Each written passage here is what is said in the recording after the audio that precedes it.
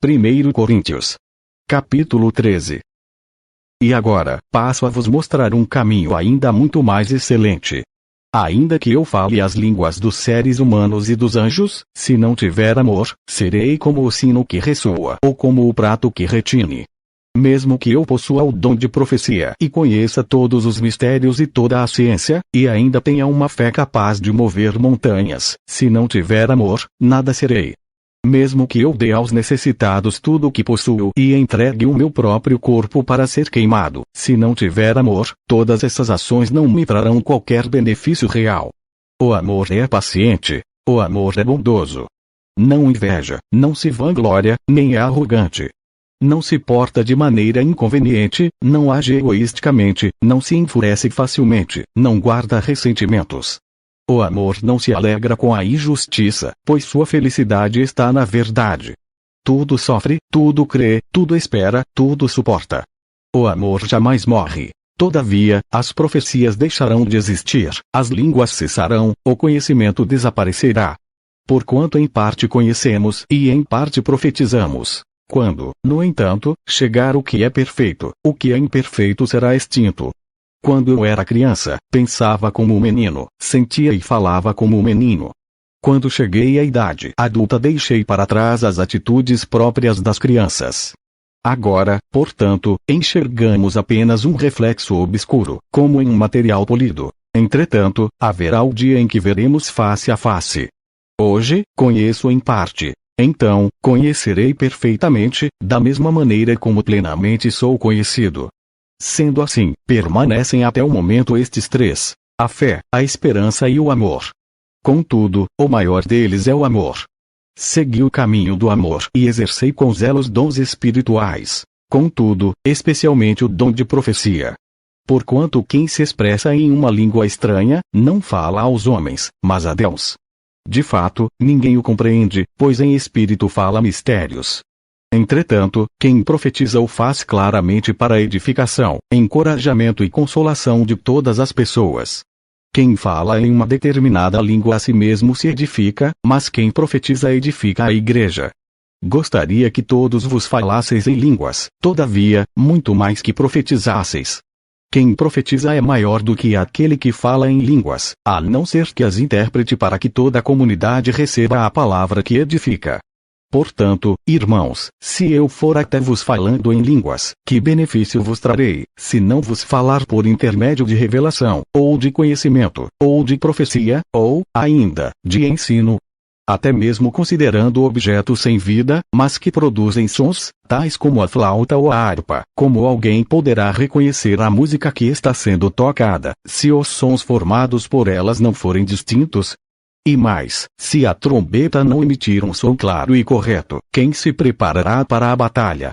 Da mesma maneira vós, se com a língua não pronunciardes sons que se podem entender, como se compreenderá o que dizeis? Pois estareis como que jogando palavras ao vento.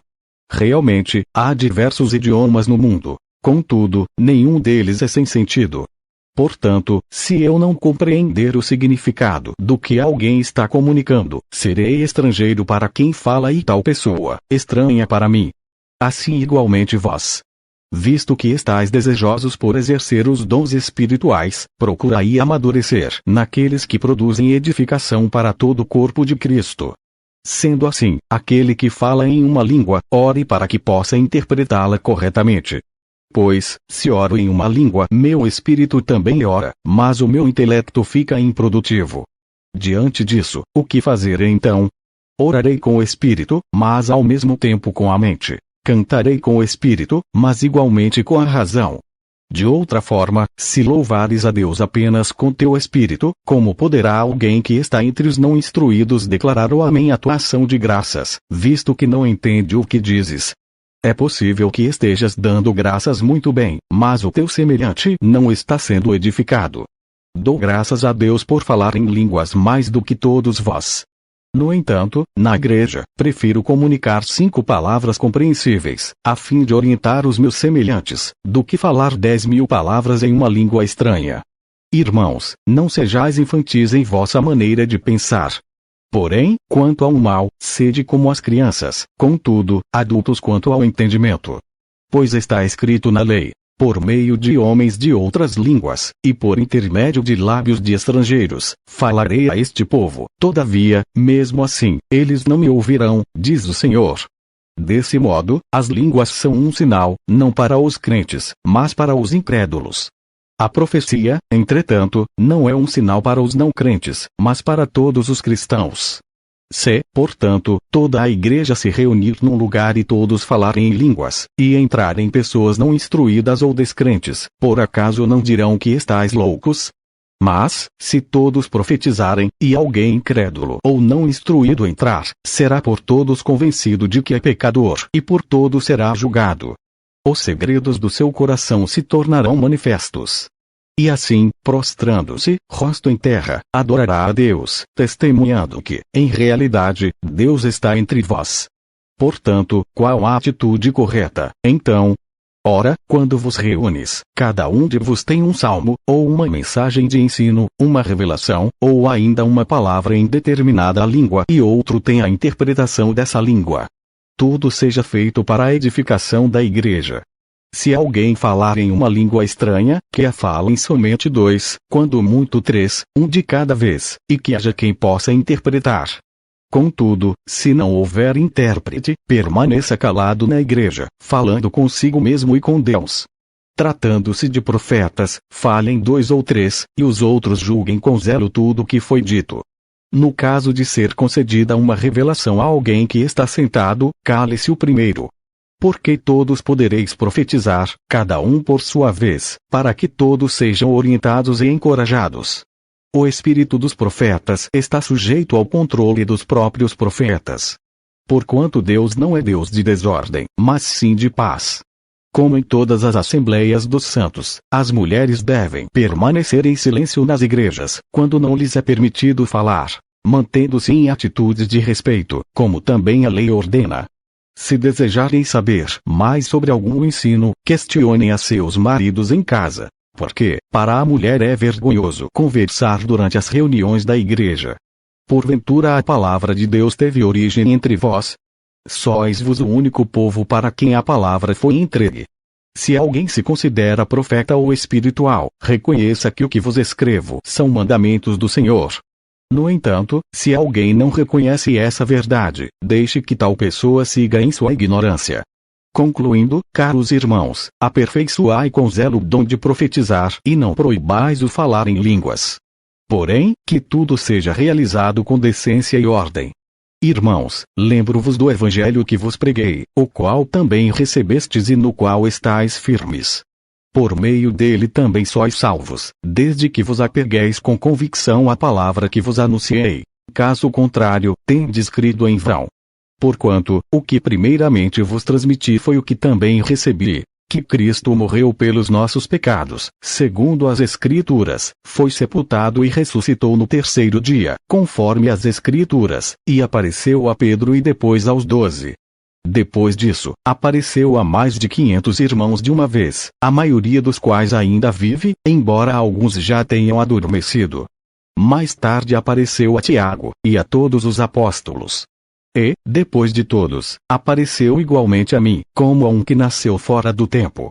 Pois sou o menor dos apóstolos, nem mereço ser chamado apóstolo, porquanto persegui a igreja de Deus. Mas, pela graça de Deus, sou o que sou. E a sua graça para comigo não foi inútil. Antes, trabalhei mais do que todos eles. Todavia, não eu, mas a graça de Deus que vive em mim. Portanto, quer tenha sido eu, quer tenham realizado eles, é isso que pregamos e é nisso que crestes. Ora, se tem sido proclamado que Cristo ressuscitou dentre os mortos, como é possível que alguns dentre vos afirmais que não existe ressurreição dos mortos?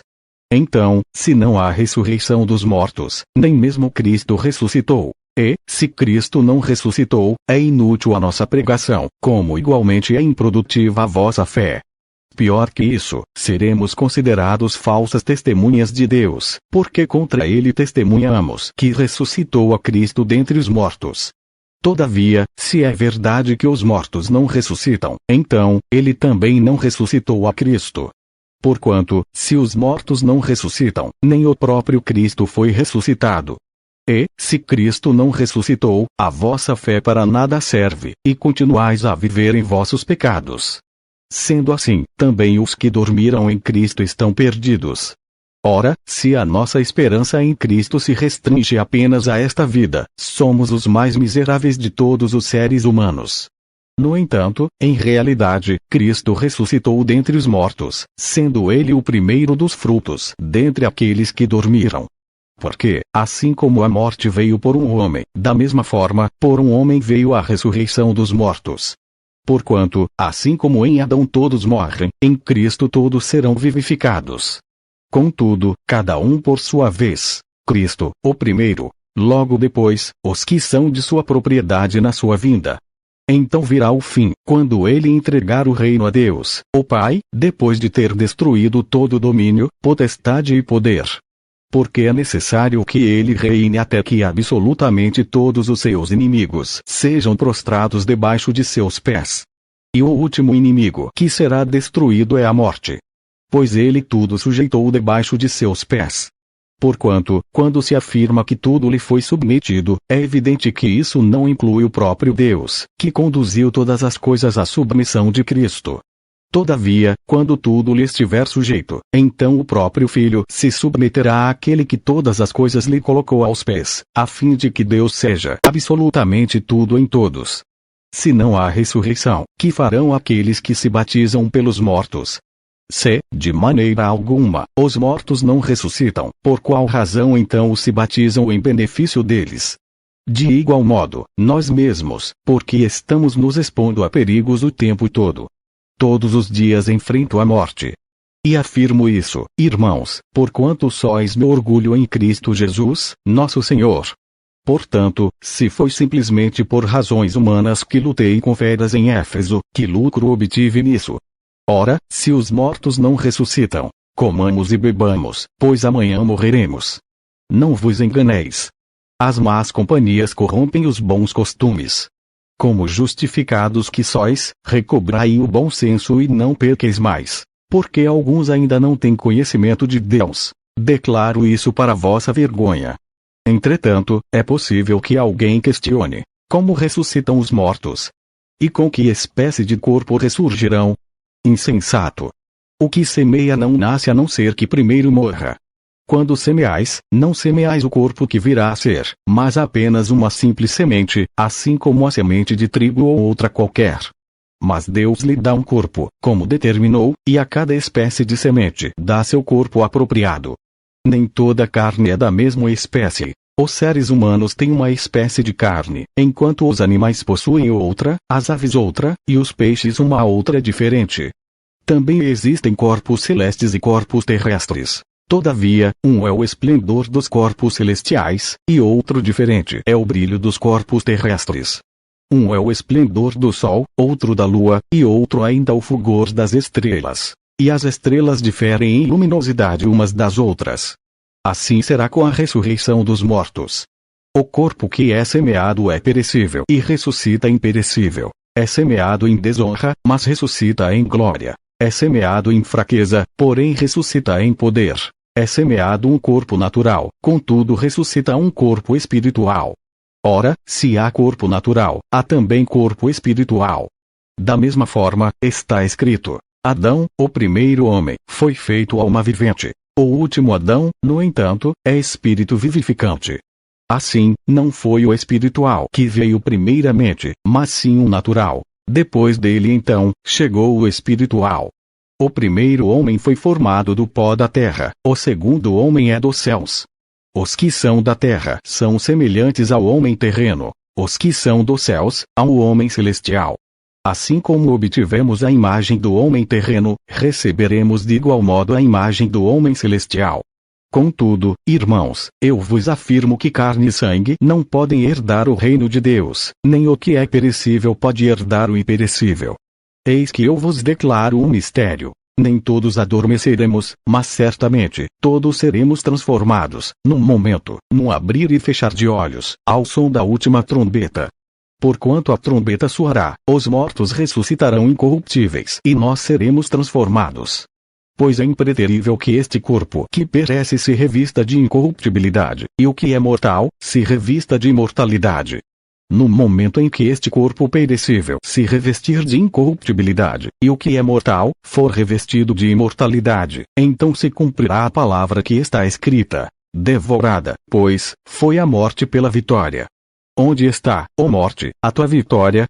Onde está, ó morte, o teu aguilhão? Porquanto, o aguilhão da morte é o pecado, e o poder do pecado é a lei. Contudo, graças a Deus, que nos dá a vitória por intermédio de nosso Senhor Jesus Cristo. Portanto, meus amados irmãos, permanecei firmes e que absolutamente nada vos abale.